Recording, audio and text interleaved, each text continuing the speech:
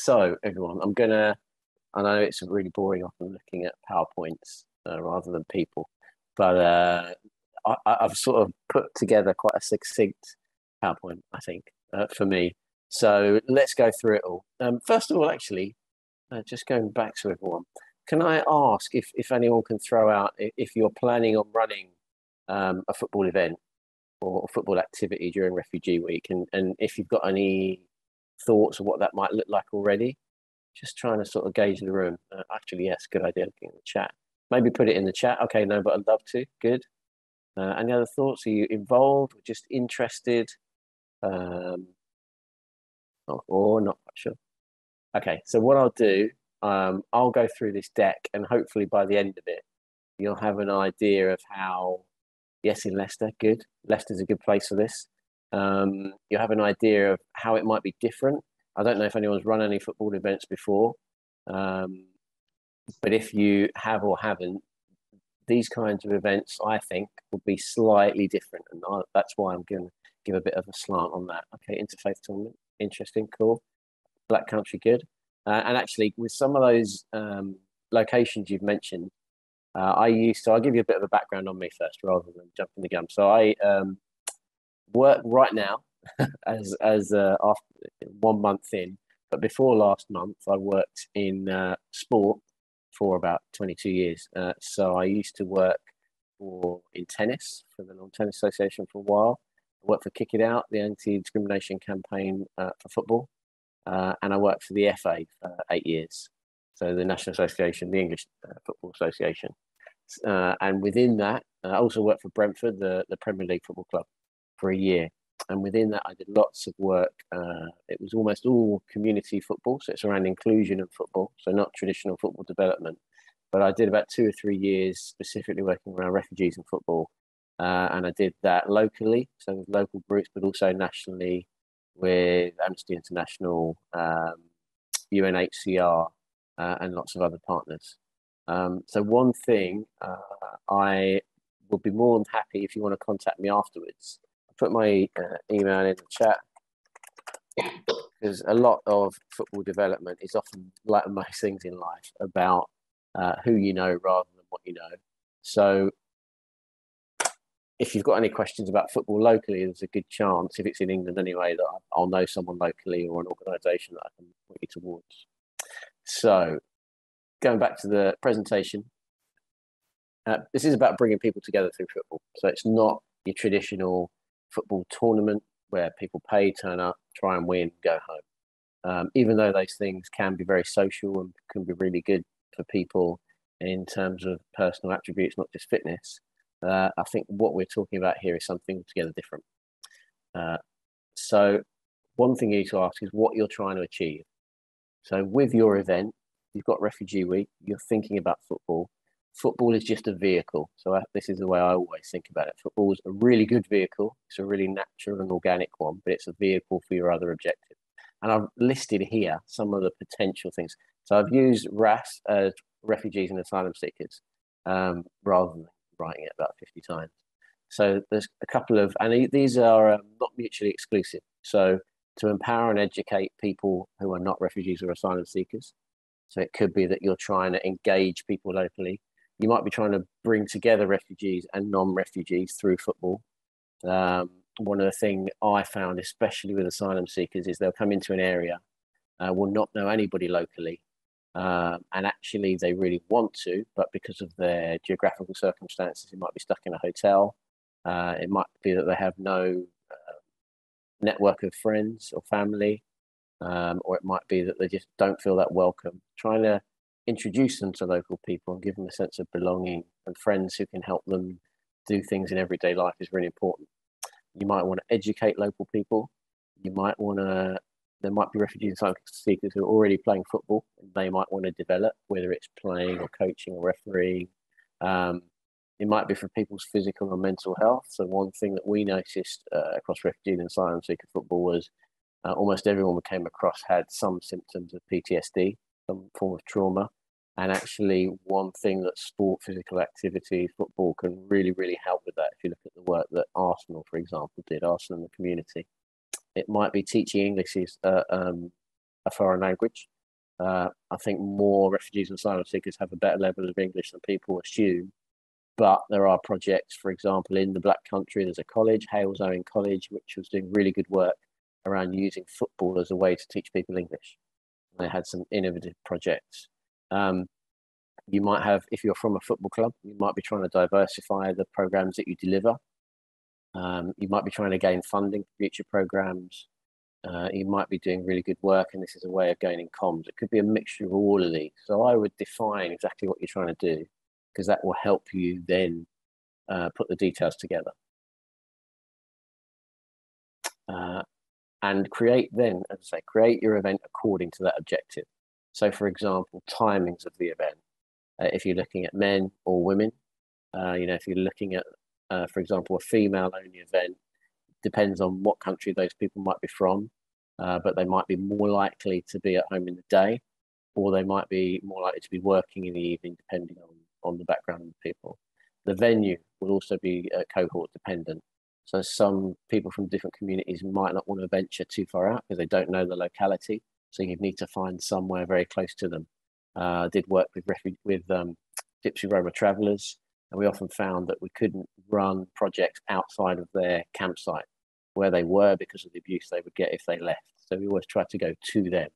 So make sure you don't book a goal centre that's 10 miles from where people might be staying.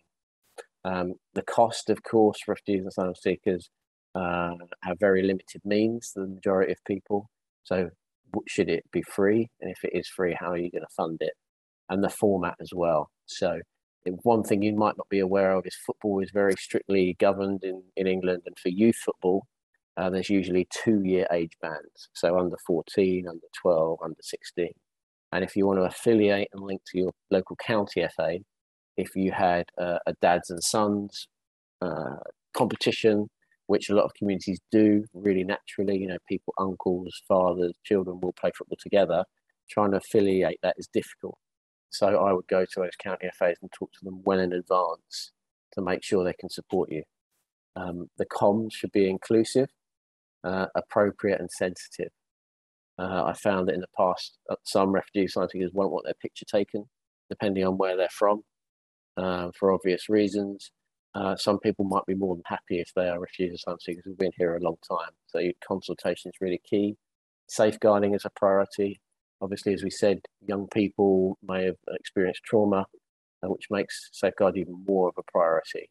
So make sure you have someone on your team who is aware of, or on your project group who has some experience of safeguarding young people, and taking all those stakeholders into consideration. So obviously, it's down to you and what you can deliver, but it's got to be appropriate for them too. And then consult. So one thing I found is although I and other people have experience around these issues, every local community is different. One Syrian group in West London will be different from a Syrian group in Bradford. Syria is a big country, Iraq is a big country. Every country has its different demographics, different people. Not all. If a group is Muslim, they might be Sunni, they might be Shia, they might be Ahmadiyya. The people have very different backgrounds, so always consult with the people that you're trying to support. And put this at the top. And people always talk about hard to reach communities. They're only really hard to reach because we're really bad at reaching. That's usually the issue. When people actually speak to people aren't really being deliberately difficult. They just have different circumstances we haven't asked them about. So if you can, identify all the possible stakeholders. The chances are there's going to be a mix and diversity of people. Having different groups come together is really positive, but your circumstances might need to change. If certain people can do different times or eat different food or have different cultural sensitivities, you've got to work out how you're going to put those people together. Consult and update at every stage. People will be, if for example they're an asylum seeker who then get a decision on their ability to stay, may they have to move out of the area suddenly. So take that into account. And who else has a vested interest? So there will be stakeholders who might help you run the event, who, by helping them tick a box, if it's their day job, if it's a professional football club or a county FA, they will have targets around inclusion. refugees and asylum seekers usually hit lots of targets for some of those organisations, whether it be around ethnicity, faith, low socioeconomic groups. And they put those targets in for good reason, trying to do good. So it's not a cynical thing to do. But if you help them to do this within their day jobs, it will open up avenues for you to gain funding and in-kind support.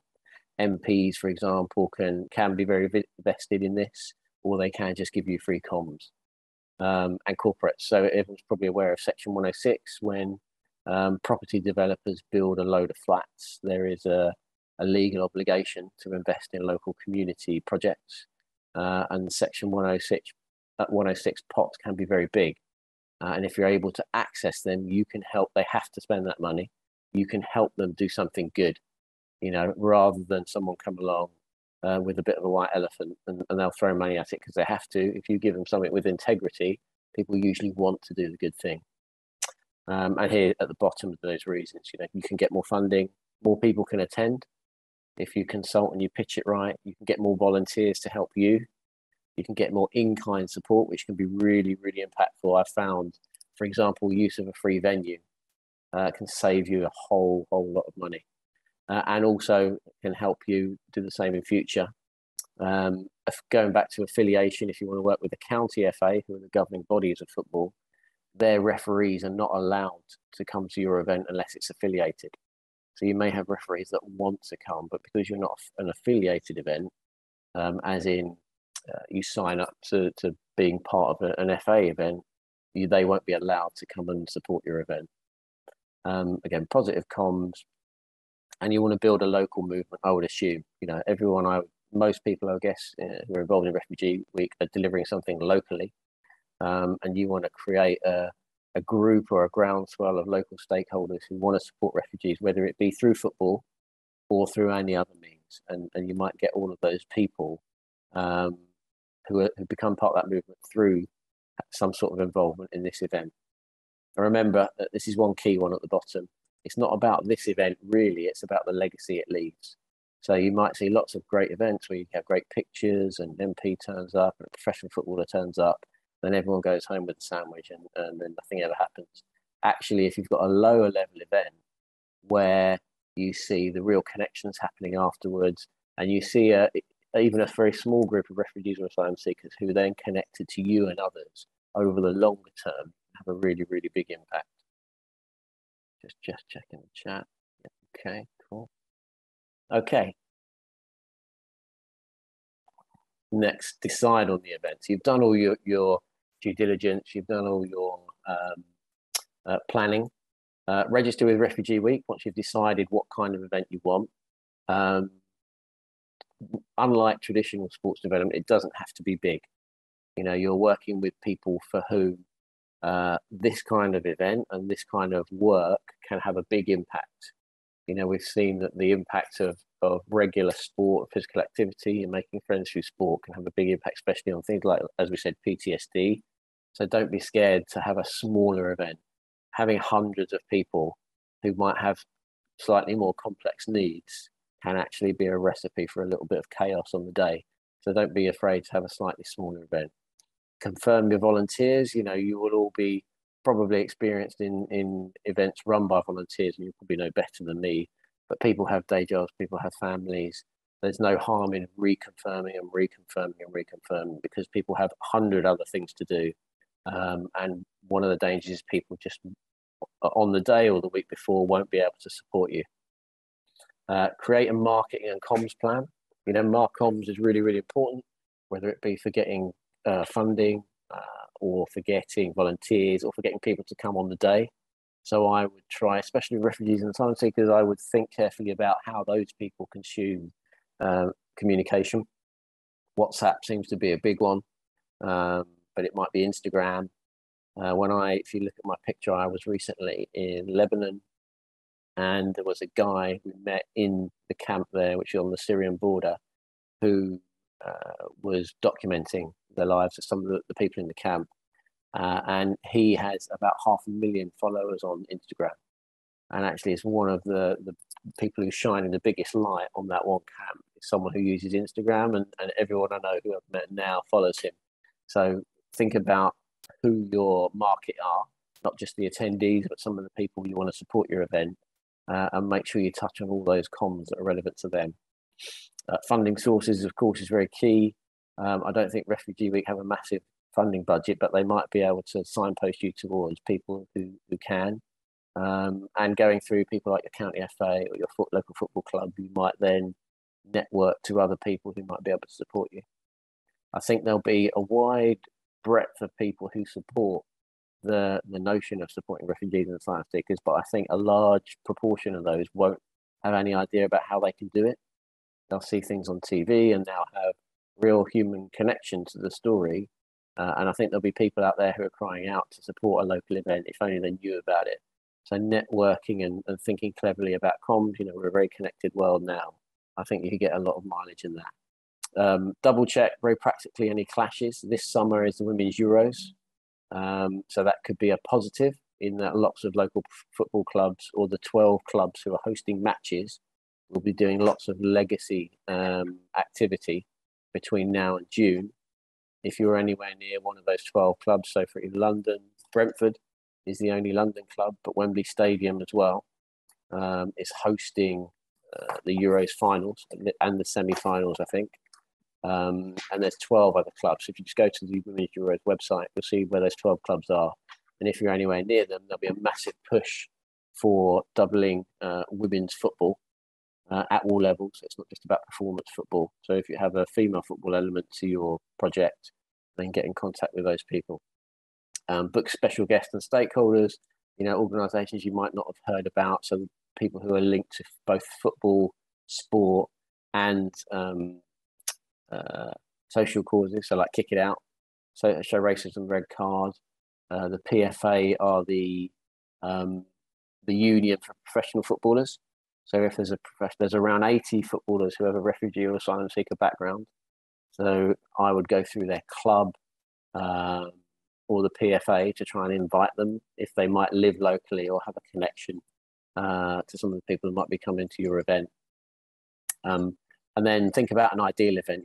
If everything you dream of comes true, who are the people that might be interested? Who are those other people? A lot of this stuff happens just left field. You're reaching out, and then someone might just come out of the blue and send you a message, and that could be a great ally for you. And have a contingency plan. Community events are notoriously famous for people not turning up. I've run so many where half the people, in my head, it's been an amazing event, but in reality, less than half the people I thought would turn up did, and there's just no explanation for it. So have a really strong contingency plan. Plan for the worst and hope for the best. If there's any questions, I say put them in the chat. I think might be the best way. Anything I've said, I'm sure I've used 3-letter abbreviations and jargon that we always do. Try not to too much, but there's a lot of that in football especially. So in the build-up, you need to be very organised and communicate more. As I said, whether it be with the people who are attending and taking part. Refugees don't live particularly stable and planned lives in the way that we might, and there might be circumstances which mean they can't come. And because we might not know them particularly well, it might not be just a case of them dropping us a text to say, I'm not coming next week. So, try and communicate with people as much as you can in appropriate ways. Try and get their contact details, because again, this is about the legacy, not the one-off event. This isn't about an annual football tournament, really. It isn't about football leading to more football necessarily. It could be football leading to those people accessing local services or accessing other local groups, local city of sanctuary, for example. You might be connecting people up, so you're enhancing their lives in other ways. Make sure you cover safeguarding, illness and injury. So if you're working through a professional football club or a county FA, they may have someone who can come from their staff who is a qualified first aider or is the safeguarding lead for the county FA. And if you don't have those skills, or if they have first aid experience around football, which is slightly different to first aid, in a shopping centre, then they might be quite helpful to be there. As I say, numbers have Brexit and COVID in mind. Everything has been disrupted by COVID. if you're trying to order anything, everything, whether it's a sofa to a part for your car, seems to have been delayed for delivery times. So if you're planning now for events in June, think of how long things might take to turn up. And as I say, numbers are not so important. It's very much dependent on design of your event. You all know your locality, the numbers of people you think could attend. If you're really connected with the local community, you might get big numbers. If you're connected to other local groups who could bring people along, then you might be good for numbers, but it's not the be all and end all. And one thing here, even don't be scared to cancel. If numbers change massively, Refugee Week is a really important point in time. But actually, if it turns out that June is not a great month or something else is happening, don't be scared to put it back a month, and stay in connection with those people and run it a little bit later. So an interesting fact for you is that June is the 1 month where more football is played than any other month in the year, which is odd because it's also the 1 month when there's no professional football. So all the leagues are finished and classically no professional football happens, but actual real football, whether it be in parks and schools, more is played than any other month. But in some counties, it's actually banned affiliated football. So this is a historical, very weird fact. So because traditionally it's been an off month when people would finish the leagues, they would have a month off, organisers didn't have to organise anything. So in some counties who are not maybe as progressive as others, it can be quite difficult to run affiliated football in June. So I would speak to your county FA as soon as possible. Make sure you get hold of the right person. That's really important. So county FAs will run football in, say, Middlesex or Birmingham or Manchester. They usually have a staff of 20 to 30 people. And those staff are usually very specific roles. So there'll be a referee development officer, a coaching development officer. There'll be someone who is tasked with women's football, doubling the size of women's football. So there'll be a couple of people whose roles are very specifically around community football and inclusion. And it's a priority for all county FAs, and it will go all the way up to their board and chief exec. So if you send them an email and they don't reply, don't lose faith. Check their website. There's usually a list of names and roles and contact emails. And actually just come back to me because I still know most of them. So I can probably give you a contact email at any county FA and at a professional club. They're usually a bit harder to get hold of. Professional clubs have more staff. They can be thinner on the ground and they're dealing with more people because of the profile of professional clubs. But there's usually in the community trusts of professional clubs, people who will be already delivering on the ground. You may know them already. We found that in professional clubs, so if you don't know, all of professional clubs have two halves. They have the professional football side, which is the stadium, the professional players, basically where all the money is. Then you have the community side. And the community side of a professional club is legally separate from the professional club. They're registered charities. They're self-funding, apart from donations. So they are accountable for all the stuff. And you usually find actually they can be more professional around how they do community work. They have to bring in funding in order to run their community projects. Brentford, for example, runs at least 30 or 40 different programs, from diversionary programs for young people who are excluded from football to kids football, summer camps, a real mix. But you'll find that within all of those programs, there are often quite a lot of refugees and asylum seekers already playing, but not labelled as such. So they're in programs which are community programs, and they're not labelled as refugee asylum seeker football, which can be a positive for people who don't want to be identified or want to be singled out as refugees and asylum seekers. But for people who just want to make new friends and just play football, for some people, it really works. So actually you connecting with those community trusts might help them if they are at a stage where they want to do more targeted work with refugees and asylum seekers and are not quite sure how to do it. They often are quite skilled around the football side, but not around understanding the issues that refugees and asylum seekers might face. And comms and managing stakeholders. So I found, I guess when I was running lots of events, they were multi-stakeholder events and they had quite different objectives. So I wasn't quite as close to the ground as you might be. But I found that managing stakeholders was probably one of the biggest things, the most impactful things you could do. as I say, I think there's a lot of people out there who have a real appetite to support refugees and asylum seekers, but don't know how to do it. So, at professional football clubs, there are supporters clubs who go to matches every week, spend lots of money, and will be really supportive of some of the social issues that are highlighted, but don't know a way. They go to a club with 50,000 other people. They're there for 2 hours. They watch a game and they go home. It's very difficult to interact with that whole massive group of people. So if there's a way you could contact Supporters Trust, for example, or other key local stakeholders, there'll be other charities, there'll be funding pots, there'll be local councils.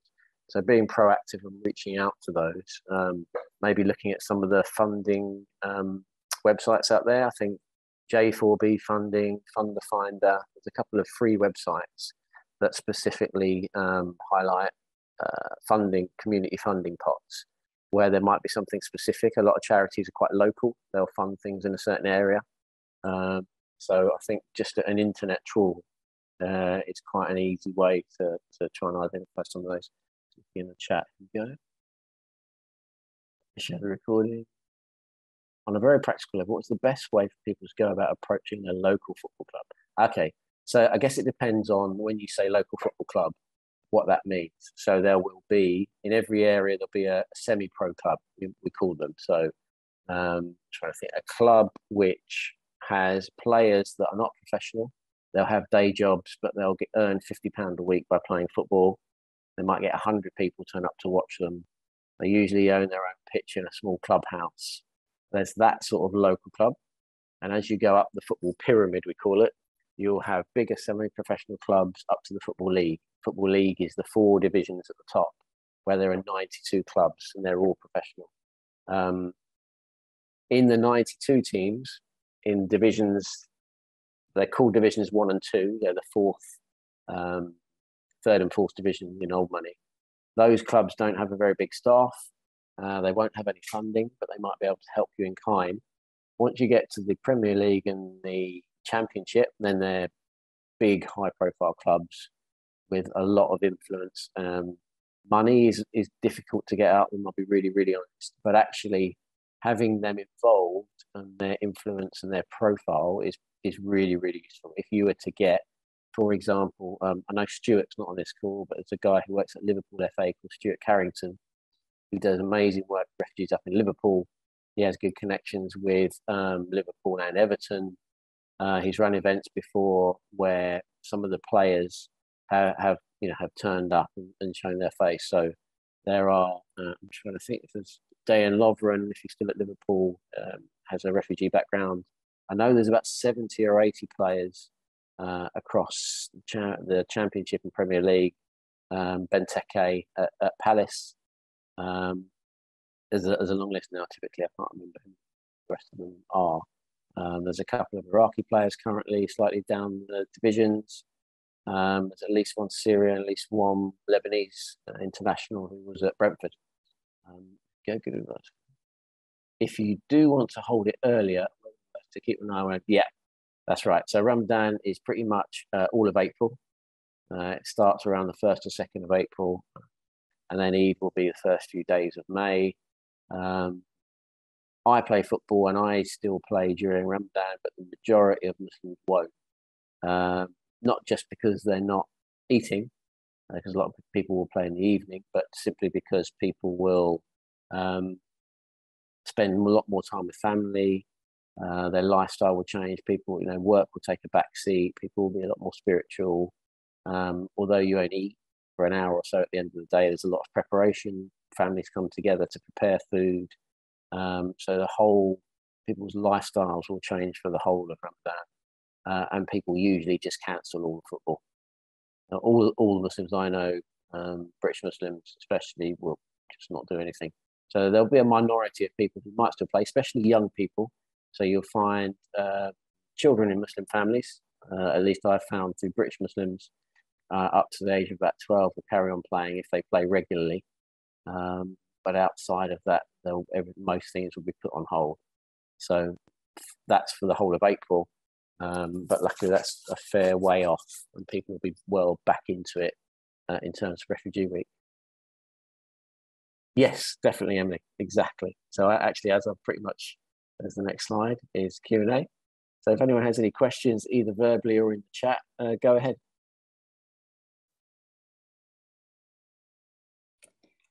Hi, it's Sabrina.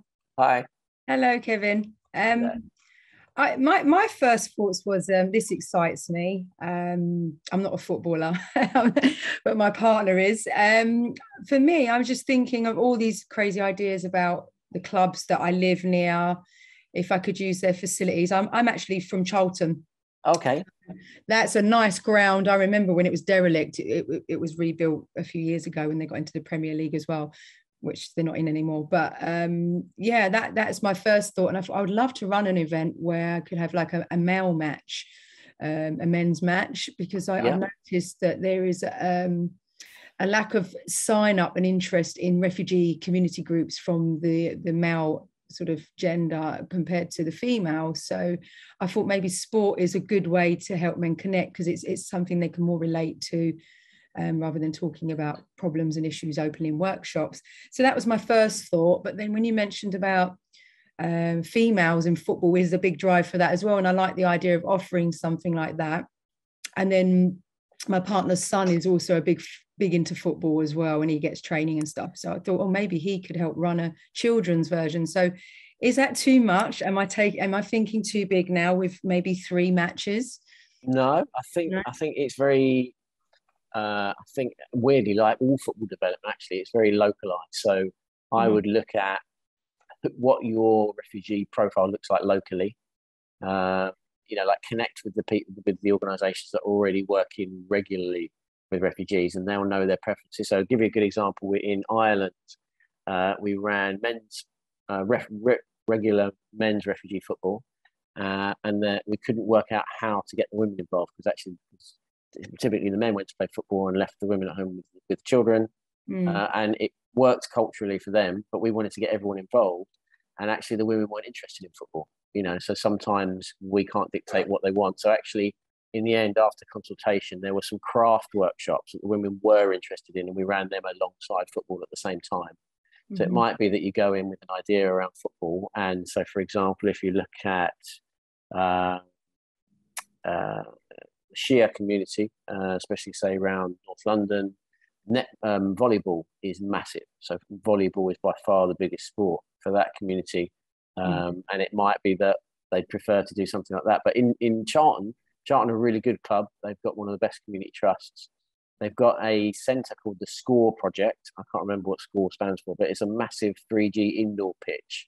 And I would imagine if you would contact them, there's a guy called Dr. Michael Seeraj, Seeraj, who runs an anti-discrimination long-term project, which is slightly separate from the club, but it sits at the club. And that's been running 20 years. He's done loads and loads of good work. So if you connect with him, you might be able to work out a way to use that facility. If you can use that facility, which to hire is quite expensive, then that would be a great place, and everyone knows where it is.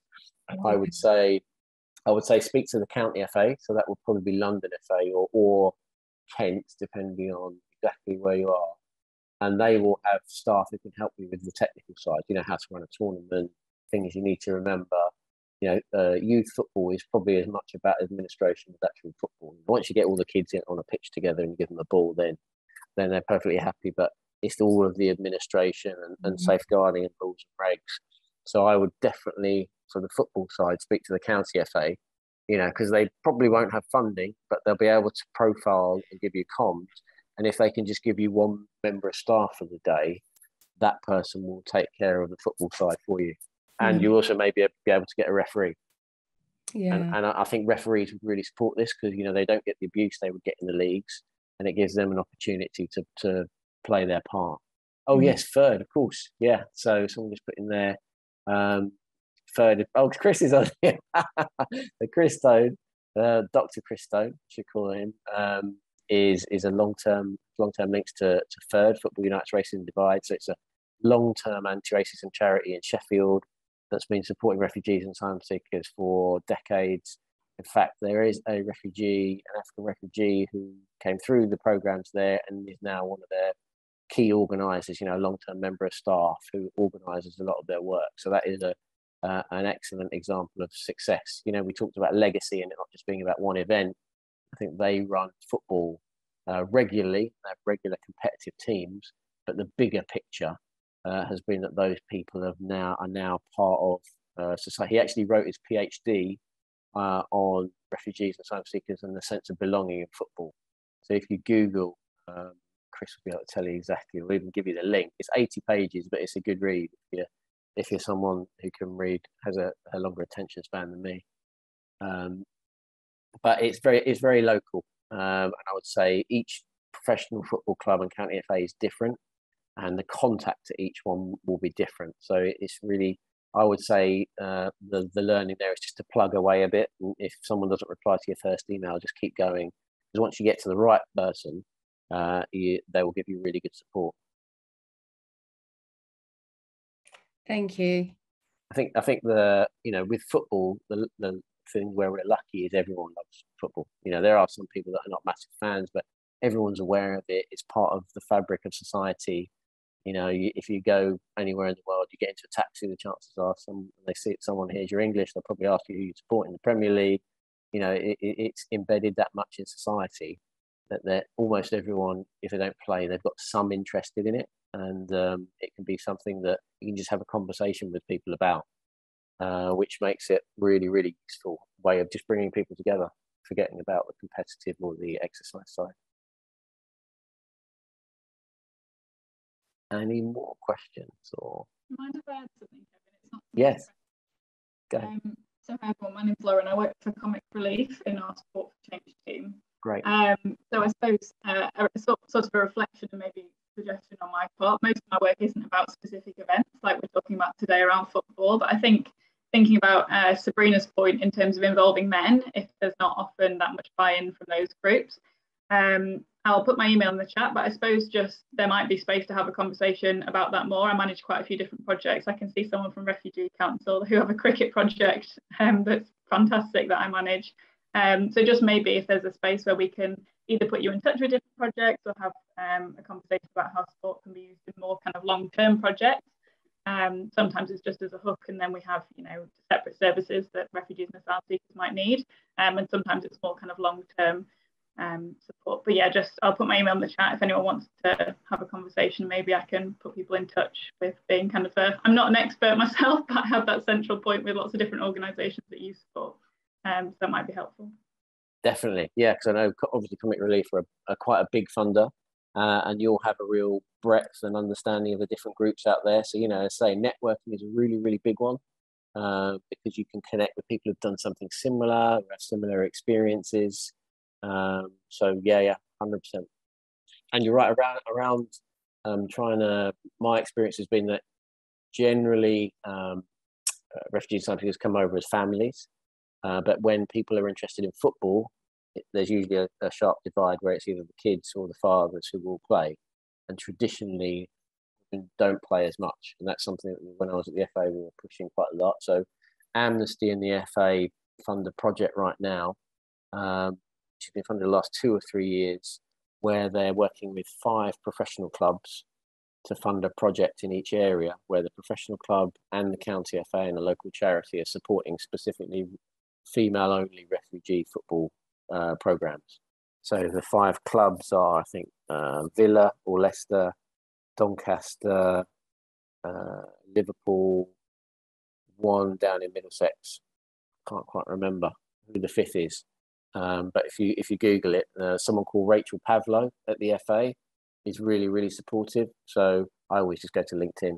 I usually find everyone there. So Rachel Pavlo at the FA. And they're just about actually appointing a new officer to run the whole program. So I saw the role advertised. I don't know if that person has been appointed. But Naomi Westland at Amnesty International is the contact at Amnesty. She might well, I don't know if she's here today or on any of these calls, but she's been involved in refugee football projects for a few years now. Got quite good experience from Amnesty's point of view. So Rachel Pavlo, Naomi Westland, and Stu Carrington in Liverpool. Are there any contacts within Plymouth? I've recently started to. Okay, yeah, Plymouth Argyle. There is someone from Plymouth who's been on some of our calls. I'm just trying to think who exactly it was. Yes, David Is it Frandino. Dave Ferrandino? Yeah, it is Yeah. him. Yeah, yeah. That's his area. And Yeah, obviously they have yeah. they have an organisation called Plymouth Hope, which runs the Plymouth Hope Festival every Refugee Week, which is a big tournament that brings together newly arrived people and local people. I'll share a link in the chat. Cool. Yeah, yeah. Hopefully, I mean, David's been doing this for a long time. It's a great experience, very connected. And I think I've got a feeling he runs a charity or lots of programs in the area. And I think he gets a lot of success through that, networking piece, because traditionally there hasn't been a lot of funding for this area, let's be honest. So you have to be, but it sort of crosses over into a lot of the work that other people are trying to do, whether it be around inclusion of community groups or supporting people who are newly arrived, or to battle against discrimination and division. 100%. There you go. Plymouth Hope's on there. So it might well be that a lot of your queries are quite local ones. But I would always go back to, what's the objective, what you're trying to achieve. The classic football tournament is not always, the answer to what you want to do. It is a whole load of work. And you can be missing the point about your longer term objective, which is to support people to belong in their local communities. It could be around making friends. It could be around just supporting people and, telling people they're not on their own if they're stuck in a hotel, and probably living off around, 30, 40 pounds a week. Yeah, actually the Red Cross, that's a good spot. The Red Cross run a program called Surviving to Thriving. They supported a lot of refugees, especially young refugees around the country for a long time, and they linked in with us. So Kalyani McCarthy is the lead from the National Red Cross. So Kalyani McCarthy, and she'll be on LinkedIn. And I can probably dig out her email as well. And she oversees all the different local branches. So there's someone called Ember Hibbert, I think, who runs the London version, but they've got them all around the country. And obviously, Red Cross is a big organisation, so they're most likely to be in this for the longer term. IOM is another organisation that do a lot of support. They're sort of always in the background, no problem. And the IOM are the logistics arm of the United Nations. So they're the people who arrange people to, once they're given permanent leave to remain in the UK, they organise medical checks, flights for people to, and then arrange with local authorities to people, physically go from a refugee camp in, say, Jordan to arrive somewhere in England. So they're a good organisation who have a lot of information about refugees who are not really well known. And I tried to do quite a lot with them to try and signpost when refugees arrive here, how they find out about local football. That might be a nice way for them to make new friends. Oh, there you go. I am a National Partner Refugee Week. Brilliant. There's a guy called Ahmed Al Rashid. You might find him on Twitter. He's known as Jack Ahmed sometimes. He's got an English on. Great guy. He is a refugee himself. Has had an interesting and emotional story. But someone who's really, really supportive. So, if I have events, I'll try and ask him if he can come along. It's great to have someone who's had that experience. Often if you've got organisations that are a bit corporate, who actually want to learn but have no idea about the subject area, having someone quite eloquent like that who can talk about their experience in an understandable way can be quite a nice way of introducing those people to the area. And there'll be other people around who you'll be able to connect with. We'll be more happy to talk about their experience because it's, for the greater good. Cool. I can't think of anything else to say, but if anyone has any questions or comments, even if it's an issue or you think, how do we battle negative publicity? How do we communicate? So communicating in person is always better than online. Social media, especially Twitter, can be quite divisive, and you'll see opinions very polarized. So trying to engage with local people in person always works better, showing a human face to things. So I would say, your communication strategy should be multi-level. whether it be on WhatsApp, on email, on message boards. There are so many free ways to try and communicate with people. That little bit of effort in thinking of a diverse way of communicating might actually get in some people that you wouldn't have got before.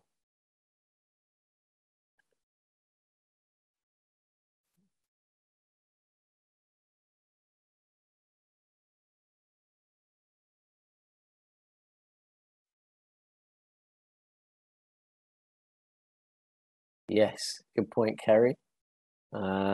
Yeah, so explaining the rules in English, 100%. So you're assuming that people know how to play. So again, if you go back to the county FA, if they can provide you with staff, then most of their staff are not involved in elite football. They'll be involved in some form of youth or community football. So if they're able to give you someone who is a coach but has experience of community coaching, they will know how to handle a crowd of or a group of varying sizes and varying ages, and they'll be able to put on age-appropriate football, or size-appropriate football. So there are guidelines. You shouldn't have more than 15 people on a pitch. You should have a certain amount of balls per person, and they'll adapt that according to the group.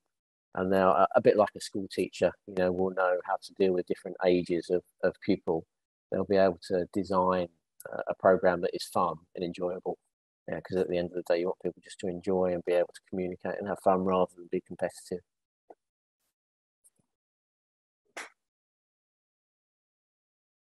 Thank you, Rebecca. Any other questions? Any thoughts, Chris? Come on, Chris. You're never short of thoughts. No. I sorry I missed the beginning, Kevin, but I'm glad I caught up, and it's great to see so many people on this call that have an interest in football. I think you've covered it really well, and all I'd say is that my experience is that there's always people that want to play football, and that's the beauty of it. And it doesn't take much. I know we live in this world of formalized instrumental kind of engagement where we have to monitor and evaluate everything, but if you've got a ball and you've got a park, you can organize something to have a kick around. And I think sometimes that's lost. And I also think that from my experience, when you're going for funding, it's important to point out just the joy that football brings to people who perhaps grew up playing it in Somalia, in Afghanistan, in China, in South Africa, wherever people come from. They'll have had positive experiences. They might not be able to access those positive experiences now because there are other things that are preoccupying them. And it's just a case of trying to reach out to people, whether it be a professional club, it's community organisation, or just a Sunday league club. That I don't know if you covered this, Kevin, but with the equality standard and everything, small Sunday league clubs, youth Sunday league clubs now are more engaged with ideas of equality, diversity and inclusion. So they have those knowledges. When I was first working with Football Unites Racism Divides, there was so many fights on the pitch because of just, cultural differences and issues of racism. That's lessened now, thankfully. So, that's a real positive. The worry is that for all sorts of reasons, those issues are on the rise again, I think, or they never really disappeared. They were just latent, perhaps. But, all of these sorts of missions, I think, are so positive in terms of how football can be used positively. So, yes. And I think that's a good point, actually, that having a mixed cohort of people playing, so whether it be refugee asylum seekers and regular Sunday league teams, especially if they're all local, can be really important, because if people meet, one of our key objectives is people just to meet new friends, have a sense of belonging. If you meet one new friend who you didn't know before, it might be an Afghan refugee and a builder or a roofer who plays in a Sunday league team, there's a good chance that person might then go and join that team. And actually, if one or two people go and join a regular Sunday league team, that is then you've opened the door into the local community for them. So those connections that you help build up just by playing or just by meeting one or two new friends is actually really, really positive. You know, it's hard to measure. You won't have an exact plan, and you won't know how many people are refugees, how many people are asylum seekers, etc. But you know, it's a local community event. This is not sort of something where we're really looking at the details and the numbers. We haven't got funders down our back who want to know that 50% of the attendees were from a certain background. I would also say, having said that, don't underestimate the ignorance of people in terms of the issues that forced migrants face. You know, that people who are seeking asylum in this country are demonised in certain areas and in certain fields. So, you know, I think everyone on this call will be supportive and offer a welcome, but it only takes one person within not to put a negative sort of spin on it, but it only takes one person to kind of be negative, and sometimes coaches, volunteers who are running those recreational clubs perhaps don't have the knowledge and expertise to deal with that. And so I would also want to be able to encourage, you know, people who do work in agencies that support refugees to help support other people to support refugees as well, where they can. And I guess that lends itself to maybe doing better comms up front, you know, so you really communicate the whole objective, that it's not competitive, that, you know, why you're all there, who will be there, what the outcomes are that you want to have. You know, you have talks at the beginning, maybe people will meet each other before, or there's some sort of activity you can put in where people meet each other before the game, and it's not straight into just kicking it.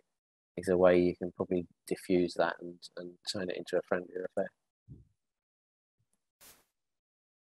And I think, if you're sorry to jump in, I think you know, you both obviously have more experience of this, but I think, like, for us at Counterpoints, we've been thinking more about kind of safeguarding and wellbeing recently. And I think previously I found that whole and just thinking about how to approach that, found it quite overwhelming. Like, where do you begin? And I think something that I've found really useful is just realizing that a big part of it is just being aware and having a conversation before an event. So now we do something called like a safeguarding risk assessment, which basically we just sit down together and we say, okay, what could happen and what will we do? And a lot of the time it's not, you know, we're not going to solve the issue, we're not going to solve the wider issues, but we've just thought together as a team about how we will respond and then how we will follow up afterwards. Because I think, yeah, obviously when things take you by surprise, then it's very difficult to deal with them. So it's just being a little bit prepared. Yeah, 100%.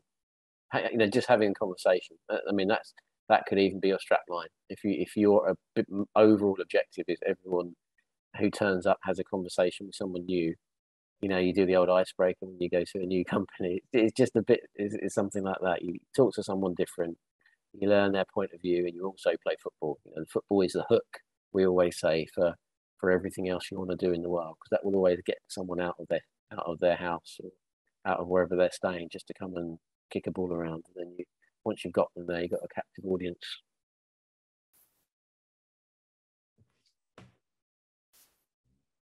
Cool. Must be one or two other questions. Even if it's ideas, you know, if you've got a crazy idea, or that you've got an idea of an event and there's something that doesn't quite add up, or you want to know how much something costs.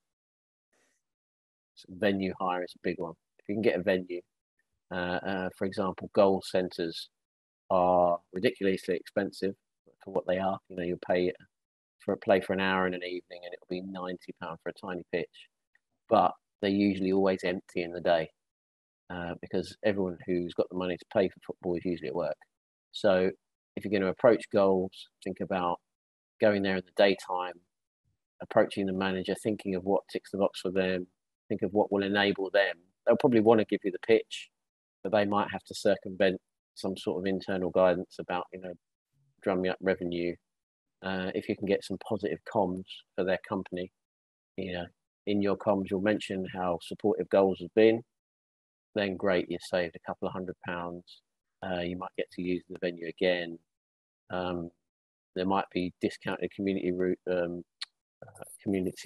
rates that some of the people who are from your cohort might then go back and use it.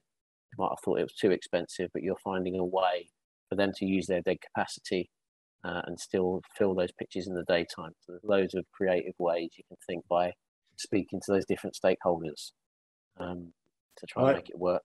I don't know if this is still the case, but it used to be written into, I think, any pitches, any facilities that received money from the Football Foundation used to have to provide, as part of the contract, some sort of reduced rate or even free sessions. 100%. So it's worth, I don't know what the rules are now, but they're I know the same. But yeah, I think some clubs, I won't name them, we will be creative with how they publicise what those rules are. So you'll see professional clubs using hours that should be allocated for community time or skirting around the rules. Sometimes it's deliberate. They just want the money, but sometimes they just don't know people who could use those, benefit from the pitches. So 100% the Football Foundation is quite strict on that, but pretty much all funding. Chris, earlier we mentioned the Section 106. It is 106, I think. Where anyone is building new flats, and there's a whole load of thousands and thousands. They can't build them quick enough. They're going to be built, and there's going to be big pots of money which should be going to community events. And I think with that kind of funding, it's usually a lot more who you know. And you'll see stuff going to community events, which I'm sure are great, but they won't have the impact or be the value for money that this kind of event is. So I think connecting with those kind of people, maybe local chambers of commerce, local MP, leaders of local councils, just think off the top of my head, the people I know locally who would be open the doors to some of those potential funders, for sure. There's a lot of funding out there which either doesn't get spent or goes to the wrong, or maybe not as ideal a recipient, especially in an area which is massively underfunded. National sport. Oh, yeah, okay, Sophia, that's interesting. So I wrote, I don't know if you can still find it, a 3-year refugee and football plan for the FA. So because of COVID and because I left the FA about a year or two ago. Oh, she's seen it. Okay, great. Please share. Tell us. I was very proud of that. And we are actually at time now. If that's all right, Kevin. Yeah. I'm sure I speak for everyone in just saying a massive thank you for that really comprehensive presentation discussion. I think, it's so important that the way that you've kind of explained in detail the importance of meeting people where they are. And I also really liked what you said about not thinking that our events have to be massive, and it's really just about thinking about what do we want to get out of it, what are the needs of the people we're working with, and maybe sometimes kind of small and slow is more effective. And also your point about that there are lots of organisations and people that want to help and want to engage and want to support local refugees, and it's just about that we should be really confident about reaching out and asking people for help. Yeah, I think there's a massive appetite. If you look at the amount of people who saw, especially last year, it was higher profile in the media. But I think there are millions of people there who would, if you give them the avenue to support in their own way, I think there's a massive opportunity for volunteering. There's a massive volunteering gap in sport, and volunteering is going to fall off a cliff when a certain generation of people pass away. And actually, I think there's a new generation of people who really want to help, but I'm not sure we're giving them the opportunity to do it that fits in a way with their modern lifestyle. And I think that's where, if you can think smart, you can get those people to support you. 100%. And it's also really great to see people networking and connecting in the chat. We also have a Google group, which is like an email list for people that are organising Refugee Week events. I'll share the sign-up form in the chat so you can continue. So it's just to kind of share learning, ask questions, pick each other's brains around Refugee Week and similar events and activities. And then if you're not already signed up to the Refugee Week newsletter, that's the best way to get updates and resources about Refugee Week. And do keep in touch with us at Counterpoint Sales as well. We coordinate Refugee Week across the UK, and we're here to kind of support, advise, and also hopefully help you to make useful connections locally. So I'll pop an email address in the chat as well. I'm really looking forward to staying connected and celebrating Refugee Week with everybody. And unless anybody has any last connections that they need to share in the chat, we can close. Lovely. Thanks ever so much, Kevin. Thanks, Chris. Thank you, everybody. Thanks. Bye-bye. All the best. Bye-bye.